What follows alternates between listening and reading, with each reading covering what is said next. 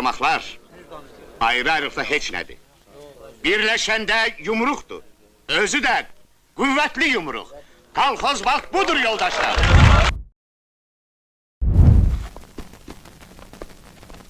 Gedalara de ki, Kərbəlayı Şuru hökumətini tanımır. Onda Kərbəlayıya xəbər ver. Qaş Qarabağlara kişi gəlib canımızı qurtarmağa. Bu saat mən... Yeyin bəy, düşmən də olsa çörəyimiz halaldır. Bərəkət Allahımdır. Bizi silahsız görüb belə cəsarətlənmisən? Yoxsa belə vəziyyət özünü qəhrəman hesab et? Kərbəlayı, vaxt vardı sənin qılıncının qəbzəsi də kəsildi. Keçdi o dövran. Bəlkə ağ yaylı qaldırıb bizi bıraxsınlar. Onlar nə bilir ağ bayraq nədir? Elə bilərlər təslim olmağa gəlmişik.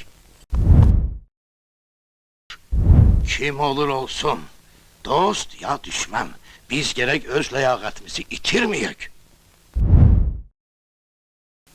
Nə qədər cəmaatı qorxu altında saxlasan, onlar Şura hökumətinə güllə atmayacaqlar.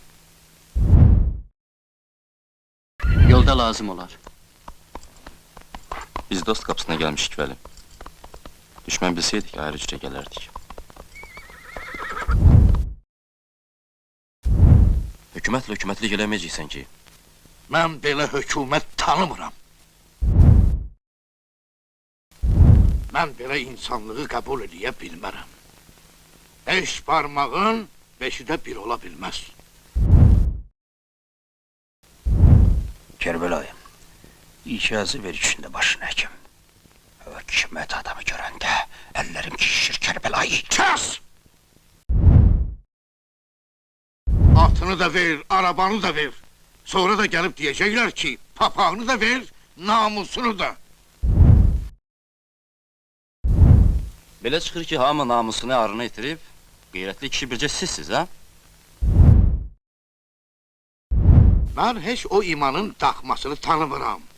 Sən istəyirsən ki, mən onun astığı bayrağın altından keçim?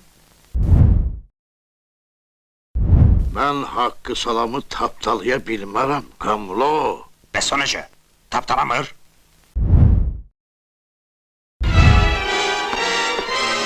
Kimi istəyirsiniz? Evin kişisini soruşarlar. Abbasqulu bəyin nazı ilə çox oynayır ya, Kərbəlayı. Topxanan yox, cəbbəxanan yox. Namusumuz, qeyrətimiz var, bəy. Dözərik.